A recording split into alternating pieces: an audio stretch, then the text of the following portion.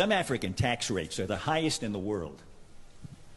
In Tanzania, the 30% rate kicks in at $475 of income. Plus, they have a 20% value-added tax. It gets added to everything you buy. Those high tax rates make it impossible to build capital in those countries. So nothing gets built, not factories, not roads, not anything. Poor African countries have the lowest wage workers in the world. And yet a company like Nike, for instance, can't put a factory in one of those countries because of the oppressive tax rates. Taxes have killed any possibility of economic development. They've killed any hope of these countries ever helping themselves. And that leaves them completely at the mercy of charity and loans. And here's the worst part. You know why those countries have such high tax rates? Because of us. To show us that they can raise enough money to pay back their loans. But taxes can't raise any money if they kill the economies. So it turns out that the tragic, unintended consequence of our good intentions toward Africa, our kindness, is that we have encouraged those countries to lock themselves into a gruesome economic depression. If we don't urge those countries to cut their tax rates, they will never grow their economies.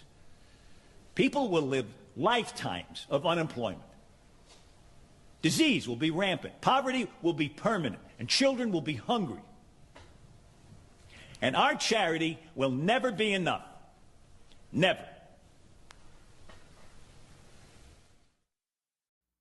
I am sure you now realize why this message is directed to President Bola Ahmed Tinubu, the President of the Federal Republic of Nigeria. Since his assumption to office, President Tinubu wants to kill Nigeria with taxes. But the truth is, no country can tax its way to prosperity. Well, that's according to KPMG, a global tax and advisory firm. You don't need to be a professor in economics to understand and agree with what a senator is saying. Economic policies are universal and it applies to every part of the world. I did not major anything in economics or taxation in my post-secondary education, but my elementary knowledge of taxation as an instrument of fiscal control and public financing makes me understand that tax is not what government use as a one-size-fits-all solution to every problem encountered in governance. But for this administration of President Bola Ahmed Tinubu, it is. Meanwhile, there are a plethora of problems in the management of a country's economy. The Tinubu administration, therefore, sees imposition of taxes on the people as a macroeconomic, a broad-spectrum medicine. We may want to appreciate Asiwaju's most touted brilliance as rendered by the authors of his political resume regarding how he rose to prominence with his exploit while he was in the employ of Mobi Nigeria as an accountant. His wizardry in financial re-engineering was a major talking point, even up to when he was a governor of Lagos State. But one thing stands out in his track record. Since he migrated from the private to the public sector, starting with his being the governor of Lagos State, it seems the only instrument the man, Tinubu, has to administer is taxing the people to the last kobo of their earning. This is just like the proverbial artisans whose only instrument is a hammer, and as a result sees every problem as a nail. Since Tinubu assumed office as the president and commander-in-chief of the armed forces of the Federal Republic of Nigeria, his fiscal policies have been focused mainly on how to milk the already pauperized masses of this country, to maintain the privileges enjoyed by the political elite, the office holders, and their economic counterparts. This has been either by removing one subsidy or he will be introducing a new tax handle that will punch at least a hole in the people's pocket. This in all in a bid for the government to have more money to run the government. Asiwaju started office by removing subsidy on everything the Nigerian masses enjoy, but maintains all paraphernalia of office enjoyed by both elected public and appointed office holders. His first port of call was petrol subsidy, which has domino effect on the economy. He then followed it up with that of electricity, something which existence Nigerians are barely aware of, or enjoy due to the erratic nature of the power supply by various electricity distribution companies, the DISCOs, in their different jurisdictions in the country.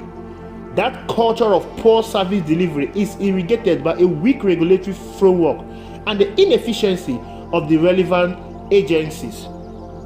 They therefore mess up the service level agreement at the expense of their customers and get away with it.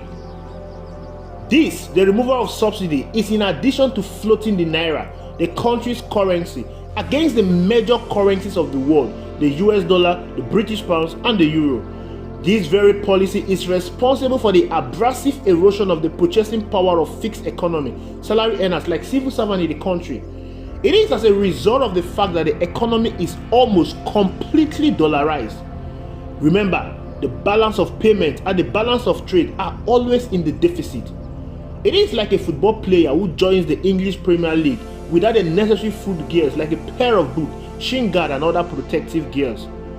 Having exhausted the items on which subsidies could be removed, except the non-economic item of pilgrimage to Mecca and Jerusalem by Muslims and Christians, respectively, he is now focused on taking more from the poor masses by way of additional taxes. It will be recalled that the president promised during his campaign for the last 2023 presidential election that, if elected as a president, he will continue where Muhammadu Buhari, his predecessor, stopped. But many of us Nigerians do not know in which aspect and never bother to ask him when. While Buhari was in office, whenever his administration needed money and he was told there was no money, all he usually did was to send a request for parliamentary approval to obtain a loan to the National Assembly. Some reports allege that he simply ordered the central bank to print more notes to finance whatever it was that he wanted to execute. I, therefore, thought it was in those aspects Tinubu will continue his promised preservation of and consolidation on Buhari's legacy in the area of political economy. The president's flamboyant approach to the implementation of those IMF-inspired economic policies is akin to a surgeon performing surgery on a person, Nigerian, without anesthesia. Meanwhile, he's gotten away with murder on several occasions without the masses as much as raising a whimper on most of those pain-inflicted policies he has so far implemented. By this time last year, a litre of petrol was below 200 naira, as opposed to about 1,000 naira Nigerians now pay for it. That is, if they are lucky that the product is available. Then, diesel was about 700 naira a litre, but today we are celebrating its fall to 1,400 naira per litre from about 1,600 naira. I don't need to bore you with its ripple effect on the cost of transportation and those of goods and services. For instance, a 50 kg bag of rice was between 28,000 naira and 33,000 naira before he was sworn in on May 29 last year, 2023, as opposed to the current price that ranged between 84,000 naira and 97,000 naira. During the period under review, a pack of paracetamol rose from 300 naira then to 1,250 naira now. The list goes on and on. Coming to taxes, in addition to the quasi-official executive extortionism by men in uniform in major ports of entry and across the highways in the country, Nigerians have had to contend with having the banks pilfering their deposit by way of dubious charges that are too numerous to count. If you transfer funds to your loved ones as a financial bailout or buy anything and want to make electronic transfer to settle the bill, the charges are two-way traffic. The transferor gets charged 52 naira or 26 naira depending on the amount sent, and the transferee, upon getting the fund, will also be charged 50 naira stamp duty. This was started by the Buhari administration. Then the VAT on monies transferred or received will follow. Customers get charged for what they call ATM card maintenance. It doesn't matter whether you apply for, got, or use it. I still pay for it in one of my bank accounts, even though I have neither applied for nor used the card since 2020. These do not include the 4 naira being charged per SMS notification. These charges notification that could have been sent together in one SMS will be sent differently so that the number of 4 naira for SMS per transaction will be more than necessary and return from them maximized. Remember, They subscribe to bulk SMS from telecom service provider, which give them a heavily discounted cost price. If you subscribe for as many as 10 to 20 million bulk SMS, you get it for as low as 45 kobo in unit price. Imagine the profit margin. Selling at 4 naira, what you bought for less than 50 kobo. You can imagine the number of transactions per minute across the land and do the math. Hello fellow Nigerians. Does the above explain why Nigerian banks are declaring record-breaking profit quarterly, while the real sector of the economy remains on its knees? These are banks that rarely engage in financial intermediation as required by banking ethics and convention. They will rather invest customers' deposit in speculative ventures like cryptocurrencies, stock in a sector that is as volatile as volatility itself. Tax, to my little understanding of its economics and sociology, apart from being a source of revenue from government, is also a fiscal instrument. It is used in regulating the economy of a geopolitical entity, both at the micro and the macro level by the government. Its deployment depends on which of the two extremes of inflation, persistent increase in prices of goods and services, and deflation, persistent decreases in the price of goods and services, the government wants to address or reverse. In the case of inflation, depending on the cause, it will be used to counterbalance things. If it is demand pull inflation, for instance, tax, VAT could be introduced to discourage or lower demands for the commodity or reduce the rate of consumption. Personal income tax could also be increased so as to reduce the people's purchasing powers for them to scale down on this consumption. If it is a cost push inflation, VAT, profit tax will be reduced or removed to lower the cost of production, which by implication reduce the price of goods and services. In a situation of deflation, the reverse is the case. It could be removed or temporarily suspended to enhance the purchasing power of the people, to avoid a slide into recession, and to reflect the economy. It all depends on the policy thrust of the government of the day at any particular point. But to Bola Ahmed Tinubu, the bad man, taxation answereth all questions on the country's economy. Contrary to his plea upon assumption of office last year that Nigerians should be allowed to breathe, let the poor breathe. Don't suffocate them. Is President Tinubu willing to let Nigerians breathe with these multiple taxations? I doubt it. To explain the futility in the drive by the Tinubu-led federal government intention to tax Nigerians to prosperity, I would like to quote a former British Prime Minister, Winston Churchill. He said in quotes, "We contend that for a nation to try to tax itself into prosperity is like a man standing in a bucket and trying to lift himself up by the handle." Unquote. Tinubu needs to first provide an enabling environment for Nigerians to earn taxable incomes before he can tax them. Now, to add salt to our injury, the Central Bank of Nigeria (CBN) announced last week that Nigerians will start paying 0.005% as cybersecurity level for providing security for their bank accounts online as they engage in electronic transaction. This is in accordance with Section 442A of the Cybersecurity Act 2015, a provision of the law that has been inactive for the past 9 years. That is not the issue here. The issue here is that the Act went further to specify the type of businesses and transactions that qualify for the levy. The crux of this piece is that this one tax too many has triggered the rage of the majority of the banking public, both the poor and the rich.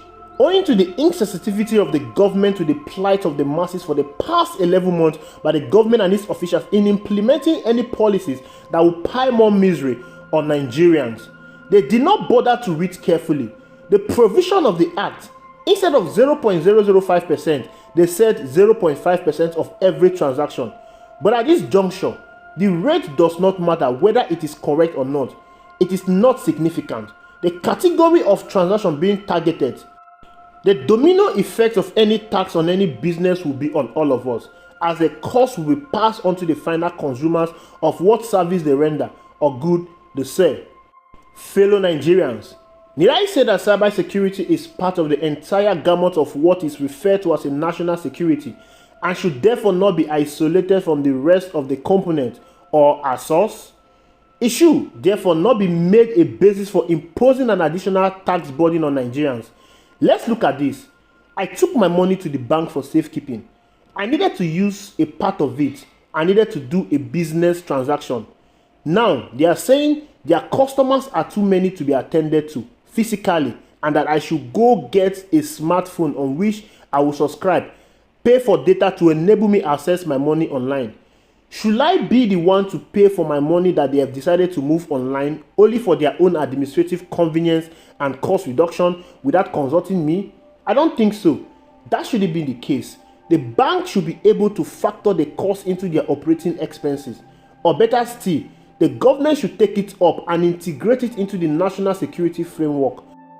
After all, providing security, be it physical, cyber, food, medical, energy, among others, is a primary reason for the existence of any responsible and responsive government anywhere in the world. After paying profit tax, income tax, the masses should be afforded some breathing space. Government should be sensitive enough to know that the poor masses will be the ultimate bearer on any tax or a levy imposed on any businesses in Nigeria, and therefore should be reconsidered or rethought before announcing it. It is therefore a welcome development that the president has reportedly ordered the CBN to suspend the implementation of the obnoxious 0.005% of every electronic transaction between banks' customers. The suspension was further ratified at the Federal Executive Council FEC meeting on Tuesday. Meanwhile, I do not even think it is enough to suspend its implementation alone. The whole law should be reviewed and the clause on the level be expunged altogether, or the burden be shifted to either the banks or the federal government through the Office of the National Security Advisor. The federal government cannot be outsourcing its financial responsibility to the already overtaxed low-income earners in the country, while the 36 state governors do whatever they like with the so-called security vote, which management has been stripped of any modicum of transparency and accountability.